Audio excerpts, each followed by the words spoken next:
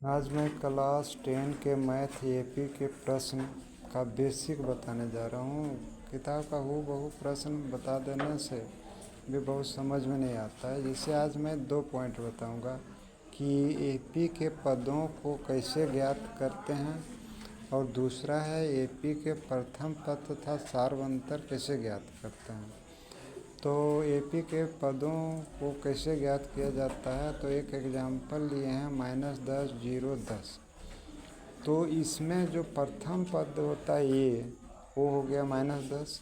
अब डी कैसे निकालते हैं, तो देखिए यहाँ हम 2 किए हैं। दूसरा पद में पहला पद घटाए हैं और फिर तीसरा पद में दूसरा पद घटाए हैं। देख रहे हैं अंतर समान है, तो ये डी हो गया 10। ठीक है। अब इसका हमको 29वां पद ज्ञात करना है। तो ए ज्ञात हो गया, डी ज्ञात हो गया। अब हमको दूसरा पद निकालना है, तो पहला पद में डी जोड़ेंगे।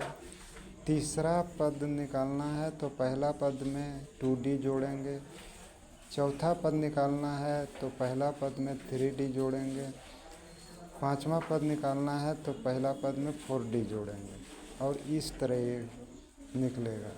दूसरा है कि कौन सा एपी में है या नहीं है, कभी कभी हम लोग मिस कर जाते हैं। तो एक एग्जांपल लिए 2, 4, 8, 16 का। अब हर एक क्रमागत पद आगे में पीछे घटाते हैं तो देखते हैं कि इसका अंतर समान नहीं आ रहा है। अंतर समान नहीं आ रहा है, इसलिए यह एपी में नहीं है। ठीक है। अब इसको देखते हैं, एक श्रेणी लेते हैं, तो इसमें हम लोग आगे में पीछे पद को घटाते जा रहे हैं तो देखते हैं कि अंतर जो है वह बिल्कुल समान है।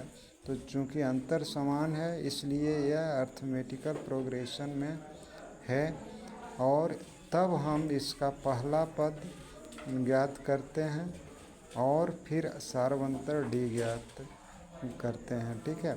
तो प्लीज़ लाइक और सब्सक्राइब कीजिए।